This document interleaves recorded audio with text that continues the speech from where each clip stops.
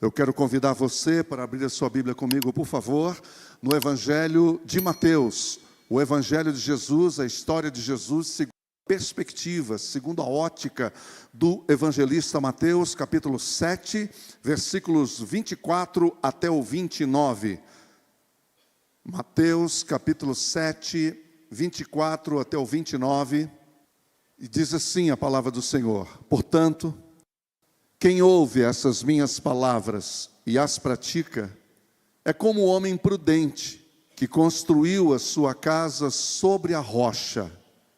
Caiu a chuva, transbordaram os rios, sopraram os ventos e deram contra aquela casa, mas ela não caiu, e ela não caiu porque ela estava alicerçada na rocha. No entanto, quem ouve essas minhas palavras e não as pratica, é como um insensato que construiu a sua casa sobre a areia. Caiu a chuva, transbordaram os rios, sopraram os ventos e deram com ímpeto, com grande força, contra aquela casa. Ela caiu. E foi grande a sua queda e grande a sua ruína. Quando Jesus acabou de dizer essas coisas, multidões, não era uma, as multidões ficaram maravilhadas com o seu ensino, porque ele as ensinava como quem tem autoridade, e não como os mestres da lei faziam. Vamos orar mais uma vez. Senhor Jesus, obrigado, porque o Senhor levantou homens e mulheres para que o teu evangelho permanecesse e chegasse até nós. Te louvamos de um modo especial pela tua palavra, que chega até os nossos dias, e chega com vida, com graça, com misericórdia, com grande poder e força. Eu quero te louvar pelo grande privilégio que tu nos dás de podermos ler e compartilhar a tua palavra nessa manhã. Fala conosco, venha fazer aquilo que só tu podes fazer. Somente o teu Espírito pode nos convencer de estudarmos e praticarmos a tua palavra. Faça isso, Senhor, porque nisto está o caminho da vida, da paz, da alegria e do amor. Muito obrigado, em nome de Jesus, amém. O Senhor Jesus está chegando ao final da sua primeira grande mensagem ao mundo. É o seu primeiro grande sermão. Ele está se apresentando ao mundo. As pessoas só estavam ouvindo falar dele, começando a ouvir falar dele. Alguns milagres já haviam acontecido, sim. E agora ele aproveita uma oportunidade, como nós vimos aqui, em várias multidões. Era uma multidão sem fim que estava lá. A gente se pergunta como é que esse povo ouvia Jesus. Como que ele ouvia? Porque era muita gente aqui. E ele está apresentando essas pessoas o reino de Deus. O reino de Deus. Ora, quem estava ali na sua maioria eram judeus. E eles já ouviram falar sobre Deus e também sobre o reino de Deus. Mas desta forma, não. De uma maneira tão diferente, não. Então, Jesus, através deste sermão, ele deixa claro qual é a sua missão e o que ele veio fazer nesse mundo. Aliás, a propósito, se você observar e se você comparar, você vai ver, você vai chegar à conclusão de que tudo o que ele ensina nos capítulos 5, 6 e 7 de Mateus, ele os pratica de ponto a ponto. A vida dele foi apresentada ali no meio da multidão, é como se ele dissesse: eu vou dizer o que eu vou fazer. E aí ele explana todas as verdades e depois ele segue praticando cada uma delas. De modo que a sua palavra então tem autoridade, porque o que ele disse é verdade, porque ele praticou o que ele disse. E esta era uma mensagem diferente de todas as outras que aquela multidão já havia ouvido, com certeza. Era algo completamente novo, era diferente. Bem-aventurados os pobres de espírito, bem-aventurados os que choram, bem-aventurados os perseguidos. Como assim? Vocês são o sal da terra e a luz do mundo. Eu não vim abolir a lei, mas eu vim para cumpri-la. Ouvistes o que foi dito. Vocês ouviram o que foi dito aos antepassados. Ame o seu próximo e odeie o seu inimigo. Porém eu lhes digo, amem os seus inimigos e orem por aqueles que os perseguem. Isso é possível. Como que a gente pratica isso? Não pratique suas obras de justiça diante dos outros para serem vistos por eles, ensinou Jesus. Você esmola que a sua mão esquerda não saiba o que está fazendo a direita. Te ajuda em segredo, de modo discreto, sem auditório, sem likes, sem rede social. Não precisa, não é pelo lado de fora. E seu pai que vê em secreto o recompensará. Faça em secreto, que o teu pai em secreto está vendo, e ele vai te recompensar. Agora, quanto à oração, que aquele povo passou a vida inteira ouvindo falar de como deveria orar, que em geral era aquela coisa mais pelo lado de fora, orações decoradas, orações bonitas, orações com palavras escolhidas. Vá para o seu quarto e feche a porta, e ore a seu pai, que está em secreto. E então seu pai, de novo, esse verbo ver, é impressionante, é maravilhoso isso. Ele não é usado o verbo ouvir, não. O Senhor, então seu pai que vê em secreto o recompensará. Que é o que, ao final de todas as coisas, é o que importa. Importa que o Pai está ouvindo. E é Ele que conhece o meu e o seu coração. E Ele sabe quando eu estou ali de coração ou não. E quando orarem, não fiquem sempre repetindo a mesma coisa, como fazem os pagãos, ensinou Jesus, que ao dizer isso, as pessoas logo entenderam o que Ele estava falando. Eles pensam que por serão ouvidos. Não seja igual a eles, disse Jesus, mas vocês orem assim. Vamos juntos? Pai nosso que estás nos céus, santificado seja o teu nome, venha o teu reino, seja feita a tua vontade, assim na terra como no céu. O pão nosso de cada dia nos dai hoje. Perdoa as nossas dívidas, assim como nós perdoamos os nossos devedores. E não nos deixes cair em tentação, mas livra-nos do mal. Pois teu é o reino, o poder e a glória para sempre. Amém. Isso é diferente de tudo que nós aprendemos, inclusive eu e você. Ele traz uma nova visão também sobre o jejum. Ele fala, não faça um jejum como a moçada está fazendo, essa galera que gosta de ser observado, que gosta de uma imagem, que daria tudo para ser visto pelos outros, que fica com aquela cara entristecida, emborralhada, cara de gaveta de maracujá, não é? Maracujá na gaveta, é o contrário. Coisa estranha, né? E fica aquela cara, parece que está morrendo. Aí a pessoa pergunta, o que está acontecendo com você? Fala, eu estou em jejum, em oração. Jesus disse, para, não faça nada disso, muito pelo contrário. Põe uma roupa arrumada, ajeite o rosto, fica bonito, fica bonita. Alguém tem que saber que você está jejuando, é disso que Jesus está falando. Agora, sobre o dinheiro, tem algo também inédito, aliás, uma visão inédita dele. Ele disse, vocês não podem servir a Deus e ao dinheiro ao mesmo tempo. A palavra grega para dinheiro é mamon, que é um Deus.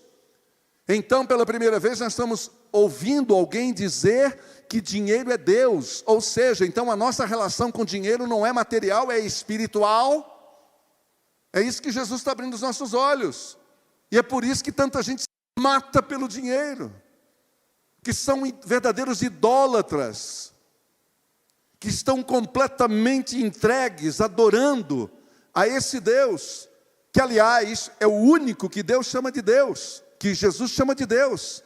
Ele disse, vocês não podem servir a dois senhores. Jesus está chamando o dinheiro de senhor.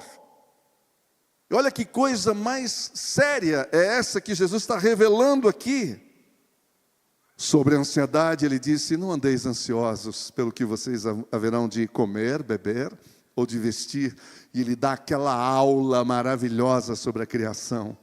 E dizendo que o Pai sustenta a todos nós, Ele vai continuar sustentando, mas ao concluir este bloco sobre ansiedade, Ele diz, busquem em primeiro lugar, vamos juntos que todos conhecem também esse texto, vamos lá, busquem em primeiro lugar o reino de Deus e a sua justiça, e todas essas coisas lhes serão acrescentadas. Só que a gente não crê nisso, só que a gente não crê nesse negócio. A gente morre de ansiedade, a gente fica com medo, a gente fica inseguro, vai faltar. Uma das maiores barreiras que existe para pessoas darem com generosidade na obra de Deus é o medo de faltar, é o medo da falta. Ele continua o seu discurso, agora falando sobre julgamento. Ele disse, olha, não julguem para que vocês não sejam julgados. Ele disse, olha, a mesma medida com que vocês julgarem, vocês serão julgados também. Vocês estão julgando outras pessoas, mas o meu Pai vai julgar vocês de acordo com a obra de vocês. E essa é a verdade que o Senhor Jesus está revelando aqui. E ainda sobre oração, a insistência, a perseverança na oração, ele disse, peçam, e lhes será dado. Busquem, e vocês vão encontrar. Batam e a porta vai abrir. Depois ele fala sobre a porta estreita. A porta estreita e a porta larga. Na casa de alguns cristãos da década de 70, havia um quadro, os dois caminhos. Quem já viu esse quadro, levanta a mão. Olha aí, não estou falando bobagem. Não é? Na casa da avó, estava lá. Os dois caminhos. E eu ficava olhando aqueles quadros, que na minha casa não tinha, tinha um outro, a abertura do Mar Vermelho, que o papai comprou e botou na parede. Não é? Mas, na casa de outros irmãos, esses dois caminhos. Eu ficava olhando, e aquele caminho, né, que vai para o céu, tinha uma meia dúzia de gato pingado, não era isso? E na outra que tinha bar, tinha não sei o quê, tinha mais não sei o quê, um monte de coisa lá, de opções, agendas totalmente diferentes, estava lotado de gente. Aí eu ficava lendo aquelas coisas e dizia, bom, mas eu também, se for para escolher, eu vou escolher do lado de lá, não é? A gente ficava fazendo essas elucubrações, não é? Ficava imaginando, mas Jesus estava falando da porta de um caminho que é estreito. Veja que coisa interessante. Ele disse, há um caminho estreito e há um caminho largo. É só dois, não tem terceira via. Não existe uma terceira possibilidade. Ou você está num, está no outro.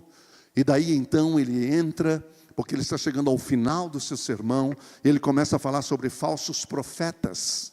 Falsos profetas que iriam, que se originariam do meio deles, não de fora, como às vezes a gente imagina. Você está lendo o apóstolo Paulo, e Paulo fala de falsos mestres, e aí você pensa que Paulo está falando de gente de outras religiões, que poderia porventura estar infiltrado no meio das pequenas comunidades de fé, que estão caminhando debaixo de perseguição, e como que foi isso? Não! Paulo está falando de gente de dentro. Paulo está falando de gente que começou a desvirtuar a sua visão a respeito de Deus, a respeito do reino de Deus, a respeito do Cristo de Deus. E eles estavam desvirtuando, era isso. E Jesus já de antemão, ele se antecipa e alerta, e ele fala algo interessante. Ele falou o seguinte, olha, deixa eu falar uma coisa para vocês, essa turma, esses falsos profetas, eles estão vestidos de ovelhas, e é por isso que vocês não percebem, porque a roupa deles aparenta ser dos nossos, e você fica pensando, faz parte da nossa família, são dos nossos, e aí Jesus disse, não, toma cuidado com isso, porque por dentro, eles são lobos devoradores, é um perigo. E para descobrir isso, disse Jesus, tem que chegar perto. Porque de longe, você não percebe, tem que conviver. Porque é na convivência que você vai ver os frutos. E é pelos frutos que vocês o conhecem. De fato, meus irmãos, para mim é muito fácil vir aqui 1 hora por semana, estar com os irmãos aqui, e vocês terem apenas esse contato superficial, epidérmico, longínquo comigo. Então você não sabe quem eu sou de verdade. Quem sabe quem eu sou de verdade é aqueles que convivem mais perto, mais próximos, que estão ali todos os dias comigo. No caso, eu estou falando mais propriamente dito da minha esposa. Ali não dá para enganar, hein? Porque me conhece. Não adianta eu querer fazer um negócio bacana, impostar a voz, fazer qualquer coisa, porque me conhece. Então ele conclui a sua mensagem fazendo esse importante alerta, a importância de estar construído na rocha. Jesus está falando de 2 construtores, e é interessante que é sempre 2 caminhos, a porta e o caminho, não é? 2 construtores. Ele está sempre dizendo, ou é uma coisa ou outra. Isso me lembra muito a palavra dele. Olha, a palavra do cristão é sim ou não. Não tem terceira via, não tem conversa, não tem joguinho, não tem, vamos dar um jeitinho aqui, isso não existe. Isso realmente é anti-evangelho. Então, ele está falando que desses 2 construtores, ele chama um de prudente e o outro de insensato. Ele fala do modo como os 2 construíram, e aqui é muito importante o modo como eles construíram, um sobre a rocha e o outro sobre a areia. E ele termina o seu sermão mostrando o resultado dessa escolha dos 2. Vamos ao texto, versículo 24, por favor. Portanto, quem ouve, a palavra ouvir no Antigo Testamento é o mesmo que obedecer. Quando a palavra de Deus diz, ouve, ó Israel, ele está dizendo, não é apenas escutar, mas é ouvir e obedecer, fazer. Isto é ouvir. Então ele disse, quem ouve essas minhas palavras e as pratica, é como um homem prudente, que construiu a sua casa sobre a rocha. Caiu a chuva, transbordaram os rios, sopraram os ventos e deram contra aquela casa, mas ela não caiu. Ela não caiu porque ela estava alicerçada na rocha. No entanto, quem ouve essas minhas palavras e não as pratica é como o insensato que construiu a sua casa sobre a areia. É mais rápido, não tem que gastar muito, é sobre a areia. Caiu a chuva, transbordaram os rios, sopraram os ventos e deram contra aquela casa com força, e ela caiu, e foi grande a sua queda e a sua ruína. Jesus não está falando de construção aqui, você está entendendo, né? Jesus não está falando de tijolo aqui, você está entendendo. Não vamos confundir como aquela mulher do poço não entendeu a linguagem de Jesus. Ela achou que Jesus estava falando de balde, de corda e de poço. Jesus não estava falando de balde, nem de corda, nem de poço. Jesus não está falando de pedra e de tijolo. Ele está falando de outra coisa, ele está falando da nossa vida espiritual. As pessoas presentes naquele dia entenderam perfeitamente o que Jesus estava ensinando. Ele usou uma metáfora tão simples quanto comum na vida daquelas pessoas. Todos entenderam o que ele estava ensinando.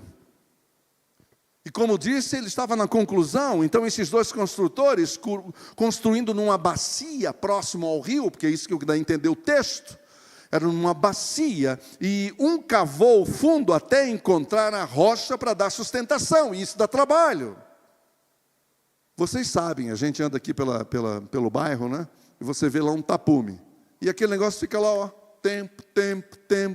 Daqui a pouco, começa a subir. Dá a impressão de que a obra começou naquele dia. Não, filho.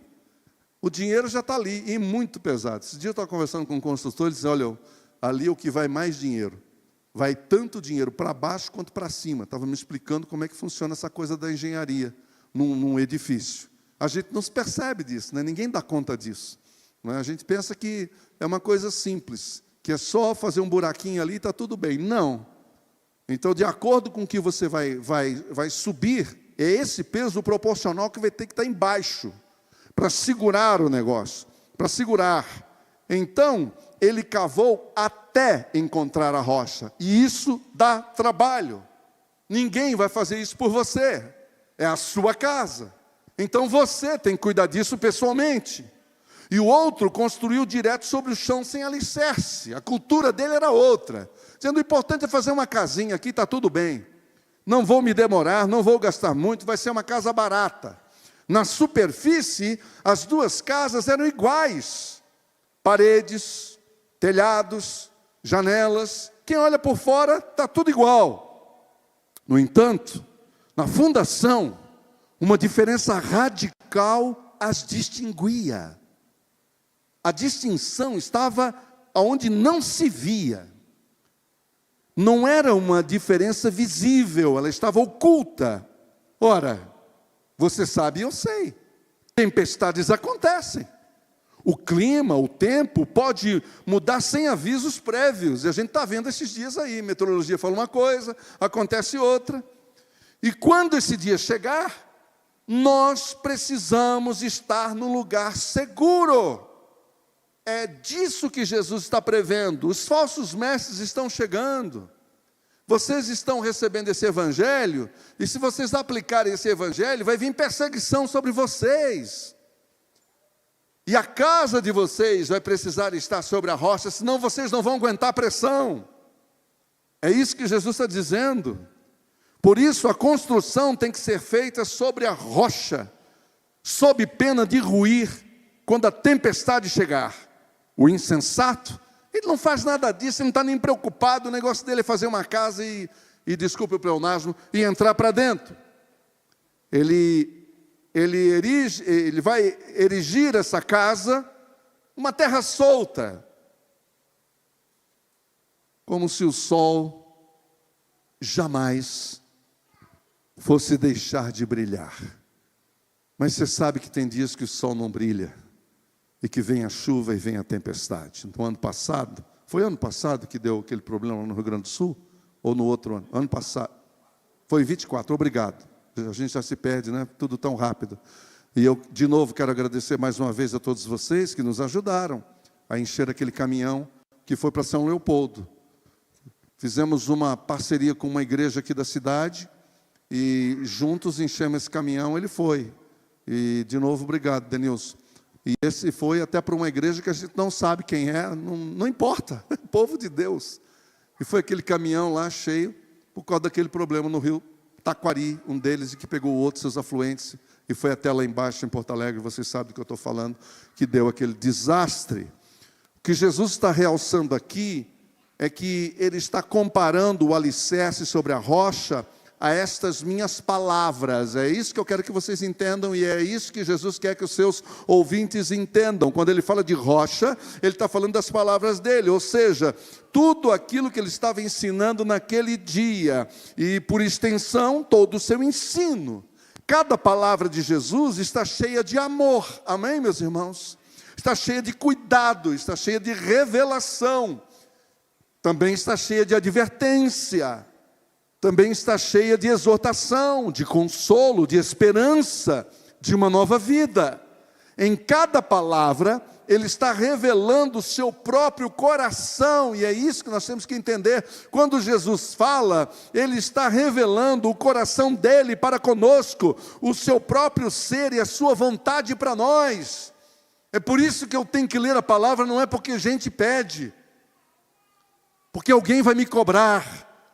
Mas eu amo esse Senhor, esse meu Salvador, e eu quero conhecê-lo mais, eu quero conhecer o seu íntimo, eu quero conhecer quem Ele é em profundidade, então isso já está revelado na sua palavra, e é lá que eu vou buscar. E isso é a rocha. O ensino de Jesus é a rocha, a palavra de Jesus é a rocha, Jesus é a palavra é Jesus. Ele é a nossa rocha, essa é a rocha. Pois assim é dito na Escritura, como disse Pedro, repetindo Paulo, repetindo Isaías e até Salmos. Essa expressão está presente em todo esse universo, dos Salmos, dos profetas e também dos apóstolos. Eis que ponho em Sião uma pedra angular, escolhida e preciosa, e aquele que nela confia jamais será envergonhado. Amém? Jamais será envergonhado. Edificar a sua casa sobre a rocha significa não só ouvir o Senhor, mas em gratidão pela salvação recebida, pôr em prática os seus mandamentos. Não é só ouvir e encher o coração de alegria só momentaneamente, mas é entender que essa palavra precisa ser agora degustada e praticada, porque aí é que está a diferença entre aqueles que se convencem e aqueles que são transformados. Homens e mulheres são transformados pelo poder da palavra. Pessoas acabam tomando a forma da religião por causa da cultura religiosa, mas não tem palavra ali, porque se tivesse, transformava o caráter, não mentia mais, não passava ninguém mais para trás, deixava de ser nó cego, seria uma pessoa completamente diferente. E é isso que o Senhor Jesus faz, e desculpa a gíria, agora já foi. Pela graça de Deus, o homem prudente faz isso. O insensato, porém, confia apenas em si mesmo, e ele se recusa a depender e confiar o seu futuro ao Senhor, embora da boca para fora ele diga que ama o Senhor. Ele é apenas um ouvinte, dominado pelo seu próprio orgulho e auto-engano, é uma autossegurança. Ele segue apenas o seu instinto, a sua própria vontade e os seus desejos do coração. Porém, o dia da prova acaba chegando, porque a tempestade sempre vem. Ela chega para ambas as casas.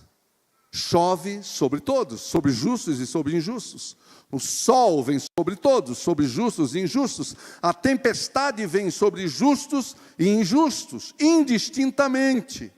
A tempestade chega, o nível do rio sobe, o vento bate com toda a força e muito rápido, sem controle. Quantos de nós aqui acordamos já com surpresa e com verdadeiros problemas dentro da nossa casa? Quantos de nós aqui acordaram de manhã, foram para o trabalho e encontraram um tumulto lá no trabalho? Foi pego de surpresa. Quantas vezes isso acontece conosco? Você nunca sabe de onde, como vem e que hora chega a tempestade. E assim também todo ouvinte do Evangelho, seja ele prudente ou insensato, a prova ou crise seguramente chega para todos nós. E ela chega de várias formas. Por exemplo, uma tribulação. Vamos usar exemplos bíblicos. Você acha que o que Jó enfrentou não foi uma tribulação? Foi, né? Eu acho que você concorda com isso. Foi uma pesada tribulação. E esse homem, ele conclui o seu discurso com Deus, dizendo antes: eu te conhecia só de ouvir falar, mas depois que eu passei por tudo o que eu passei, eu posso agora afirmar: eu te conheço, porque eu te vi com os meus próprios olhos. E viu aonde? No meio da tempestade, no meio da perda de filhos queridos, filhas queridas. Perdeu tudo esse homem, mas se manteve em pé, porque ele estava fundamentado na palavra de Deus. E quem fala isso é o próprio Deus. Observaste o meu servo Jó, homem íntegro, inteiro, que dependia totalmente do Senhor. E sobre a tentação, nós usamos o exemplo do próprio Jesus. Ele foi tentado.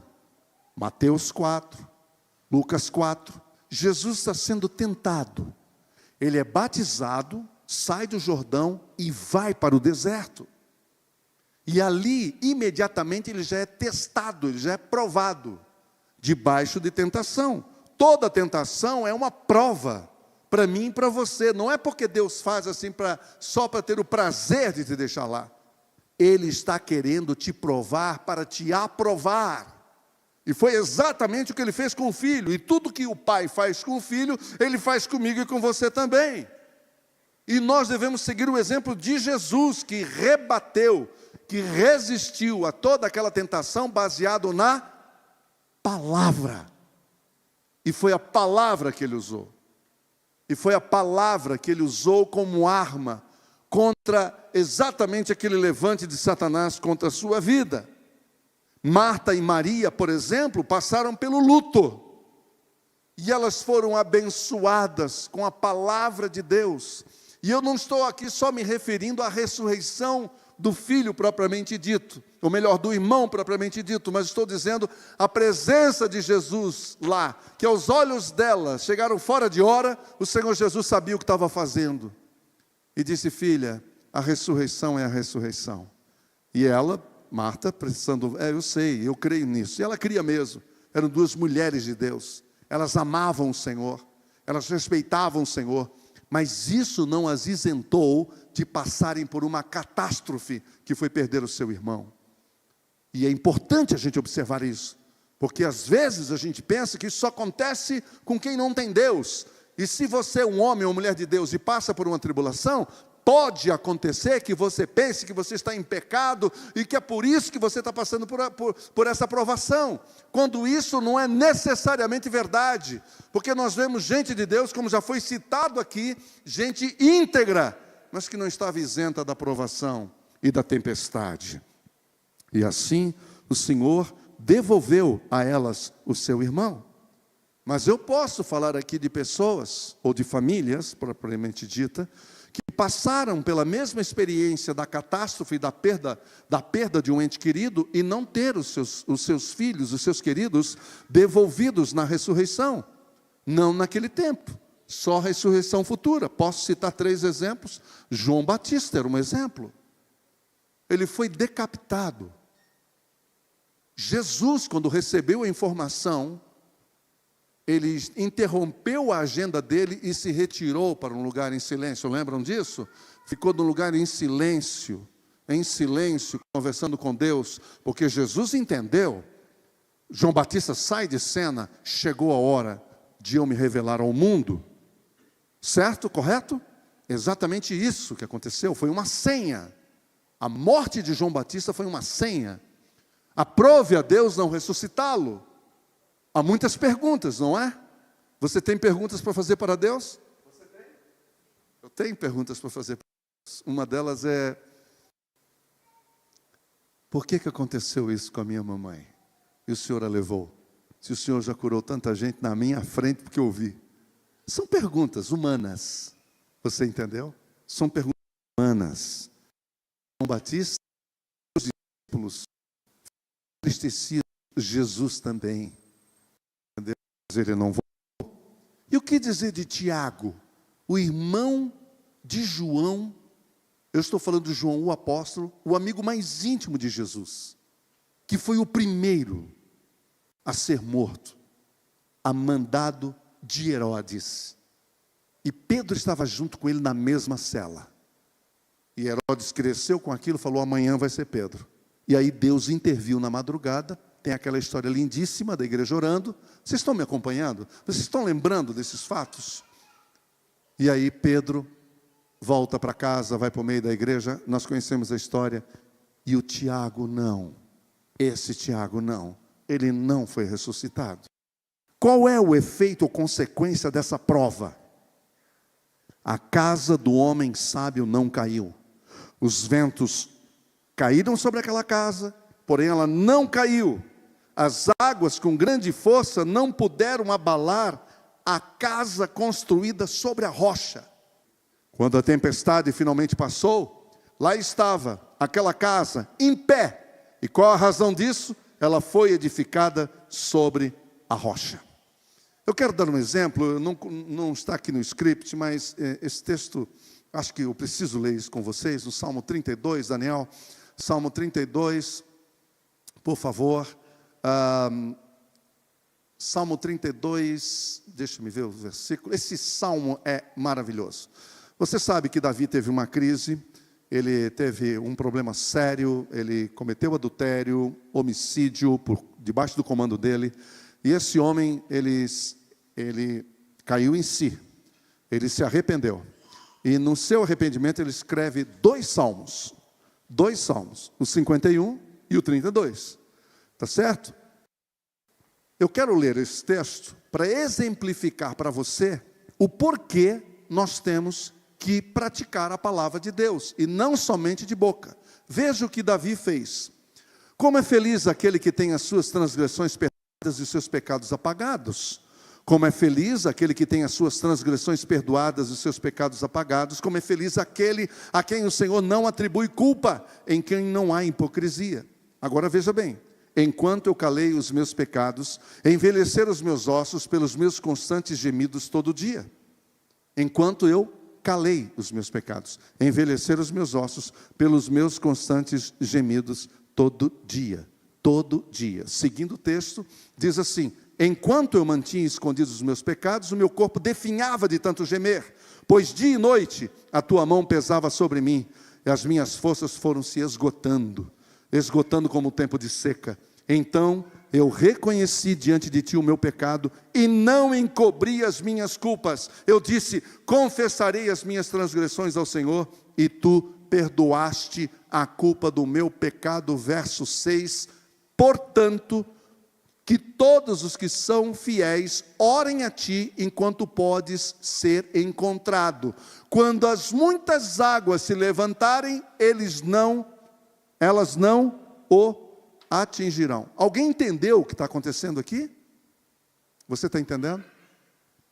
Davi pecou, ele guardou isso por 1 ano. Está tudo bem, eu sou o rei, deixa comigo que com Deus eu me entendo. O cara chegou no nível da arrogância, meu amigo, que não tem paralelo. Mas um dia, e esse homem eu gostaria de conhecer. Tem uma turma que quer conhecer Jeremias, Moisés, Elias. Eu quero conhecer um cara chamado Natã. Já ouviu falar nesse nome? Natã. Esse é o homem mesmo, de verdade.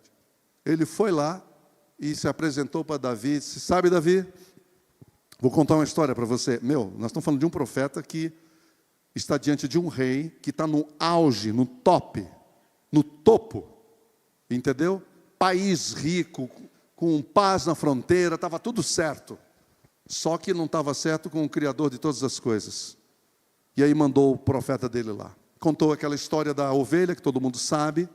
Ele disse: tem um sujeito aí que tinha uma ovelhinha só, e ele cuidou com tanto amor, e ele levava a ovelhinha para dormir na cama dele, só para você ter ideia, Davi. E aí ao lado, o vizinho deles, que tem uma fazenda enorme lá, com muito gado, quando chegaram amigos daquela fazenda, ele teve uma brilhante ideia: vamos fazer um churrasco. Opa, quem não quer churrasco? Aí o cara se deu conta: mas eu não vou matar nenhuma ovelha das minhas, eu vou pegar a do vizinho. E pegou a única ovelhinha do cidadão e matou e fez churrasco para todo mundo. Davi, o que você acha disso? Davi era o rei, meu amigo, quem mandava era ele. O que ele fez? Cadê esse cara? Vamos acertar com ele agora. Nós vamos mostrar para ele com quantos paus se faz uma cangalha, se ele fosse brasileiro, né? E aí o Natã apontou para ele e disse: você é esse homem. Você está entendendo? Você é esse homem. Então, naquela hora, eu posso afirmar com vocês com toda segurança: nesse período, Davi não estava sobre a rocha, ele estava sobre ele mesmo, o orgulho dele, a arrogância dele, o poder dele, o auto-engano dele. E isso foi revelado. E aí o que aconteceu? Que aqui ele escreve, agora o mesmo Davi está escrevendo esse texto já em arrependimento. Ele disse: meu filho, faça o seguinte, veja o verso 6, por favor. Portanto, que todos os que são fiéis orem a ti enquanto pode ser encontrado. Quando as muitas águas se levantarem, elas não o atingirão. Praticar a palavra é isso, está sobre a rocha. Porque se você der um vacilo, a tempestade vai engolir você. Vai engolir você. Vai destruir você. Sabe o porquê que muitos cristãos hoje têm dificuldade com a sua vida cristã? Não tem disciplina, não tem tempo com Deus, não tem tempo de oração com o Senhor, não se dedicam à oração, à leitura simples e meditação simples da palavra de Deus, não se detêm, não tem tempo para isso. O que acontece é que essas pessoas vão ficando frágeis e vulneráveis. Só que essa vulnerabilidade, essa fragilidade, ela não é demonstrada porque Satanás sabe o que ele está fazendo. Até o dia que estoura uma tempestade sobre você, sobre a sua vida, vai atingir a sua vida, vai destruir você. E é por isso que Satanás tem todo o interesse de que eu leia, eu conheça, mas não pratique. O problema não está em ir à igreja, o diabo não tem problema com isso, pode ir para onde vocês quiserem. Ele nunca vai ficar dizendo, eu sei que tem irmãos que digam, né, furou o pneu, pastor, estava vindo para a igreja, mas é o diabo, e aí começa a brigar e tal. Eu falei, calma, filho. Satanás não tem nenhum problema com você ir para a igreja, pode ir para a igreja, não tem problema. Você só não pode o seguinte, ler o texto, entender o texto e aplicar o texto na sua vida. Aí você comprou uma briga com o inferno. Aí você comprou uma briga com Satanás. Você não faz cócegas para ele, até o dia que você abrir esse abençoado livro e dizer, fala, porque eu quero ouvir. Essa semana eu estava tomando um café com o pastor Messias, e aí ele me disse, José, abra aí. E aí eu abri, o texto em Jeremias. E aí, no começo do texto, estava dizendo, voltem para mim. E aí ele começou a compartilhar comigo o que Deus estava colocando no coração dele ali naquela hora. E aí eu cheguei em casa, claro que eu peguei o texto e fui lendo outras coisas ali no entorno. E chegamos àquele texto conhecido de todos vocês, de Jeremias, que Deus disse, quantas vezes eu quis trazer vocês para perto, quantas vezes eu quis trazer vocês para alimentar vocês, dar água pura para vocês, dar alimento bom para vocês, mas vocês não quiseram. Vocês escolheram cisternas rotas. Lembra-se dessa expressão? Já leu isso alguma vez na Bíblia? Cisternas rotas, frágeis, contaminadas, é isso que o Senhor está falando. E eu quero vocês de volta para mim. É isso que Jesus está dizendo aqui. Está dizendo, deixa eu falar uma coisa para vocês. Vocês ouviram, não é? Então, gostaram? Sim, nós gostamos. Então pratique. Porque sem a prática, vocês não vão chegar a lugar nenhum. É a prática. É a prática. Existem algumas pessoas no mundo hoje, eu não sei quantas exatamente, que eu perdi a conta, estou desatualizado. Algumas pessoas no mundo até hoje que conhecem a Bíblia inteira de cor e salteado. Isso não garante que essa pessoa estará com o Senhor na glória. Nós acabamos de ler o texto de Lucas aqui dizendo, muitos que dizem Senhor, Senhor, eu vou dizer que eu não vos conheço. Eu não conheço vocês. Eu não sei quem vocês são. Você está entendendo? A palavra de hoje é que Jesus está dizendo, olhando para aquela multidão, e Ele cheio de amor com elas e por elas, e é por isso que Ele fala a verdade para elas, e dizendo, posso falar a verdade? Posso concluir o que eu estou dizendo aqui para vocês? Não deixe isso escapar no tempo e ao léu. Não deixe isso voar igual voa a brisa na campina. Pratiquem o que vocês acabaram de ouvir. Pratiquem o que vocês acabaram de ouvir. Pratiquem o que vocês acabaram de ouvir. Ao final, quando Jesus acabou de dizer essas palavras, eu estou no versículo 28 do nosso texto, as multidões ficaram maravilhadas com seu ensino, porque ele as ensinava como quem tem autoridade e não como os mestres da lei. E sabem por quê? Porque ele fala a verdade. Sabe por quê? Porque Jesus fala sobre a necessidade das pessoas. E sabe por quê? Porque ele fala com amor.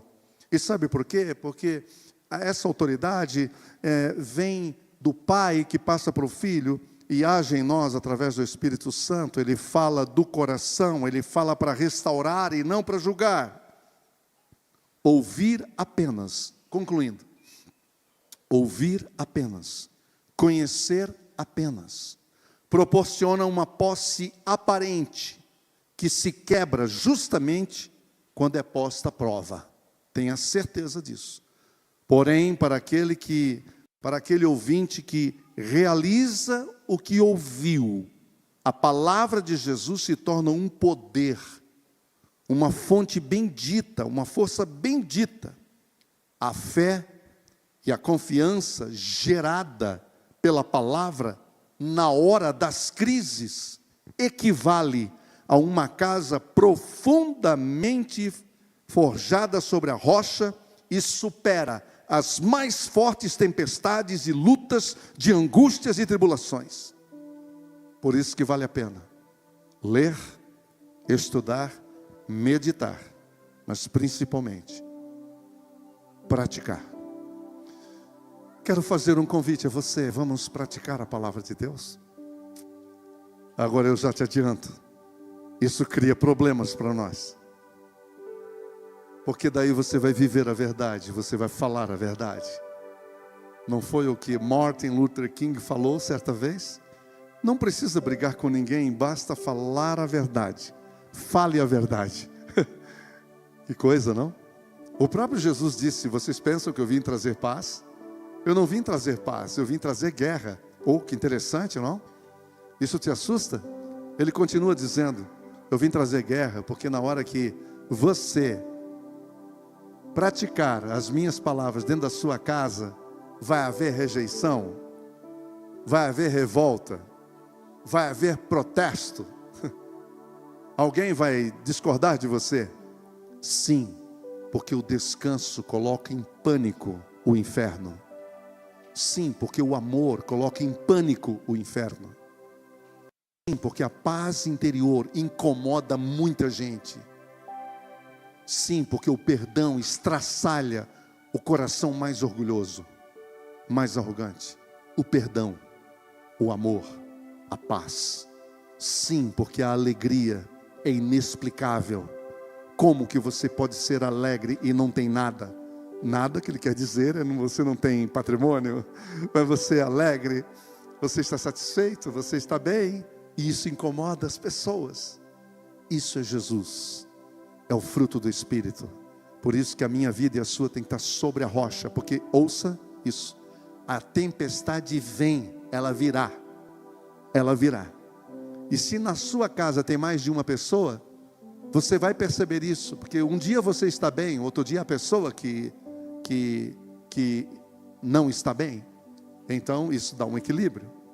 Agora quando os dois não estiverem bem, essa casa vai entrar em crise. Então por isso é importante sempre eu e você tomarmos um compromisso com o Senhor, e não é com pessoa alguma, dizendo eu vou me comprometer em praticar essa palavra, porque eu sei que a tempestade vem, e quando ela vier, eu estarei preparado para enfrentá-la. Eu quero orar com você. Quero te desafiar a ler a palavra de Deus. Eu não vou pedir, quem leu aqui o que eu pedi na semana passada, pode ficar tranquilo. Mas eu vou desafiar você a essa última semana da nossa série, porque semana que vem nós temos uma outra série de mensagens. Eu quero desafiar você a ler a carta de Paulo, escrita na prisão, que é chamada a Carta da Alegria. Eu estou falando de Filipenses. Convido você a ler a carta de Filipenses, ou aos Filipenses, e desfrute, viaje, e pratique o que está ali, e você vai perceber, primeiro você percebe, você vai perceber que algo vai mudar dentro de você, quando você começar a praticar a palavra de Deus. E em segundo lugar, as pessoas que convivem dentro da sua casa, vão começar a perceber que tem algo diferente em você, algo diferente em você, algo diferente em você, que a palavra de Deus viva, agindo no seu coração e na sua vida. Vamos ficar em pé.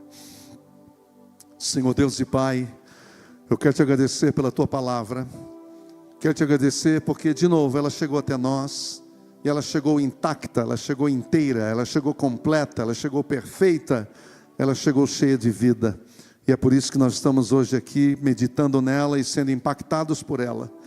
E agora eu quero te pedir que o Senhor desperte essa igreja para amar a tua palavra e amar ao ponto de praticá-la, porque este é o caminho para o avivamento, para a comunhão íntima com o Senhor, para um despertamento espiritual, porque todo despertamento espiritual começa com a prática da tua palavra.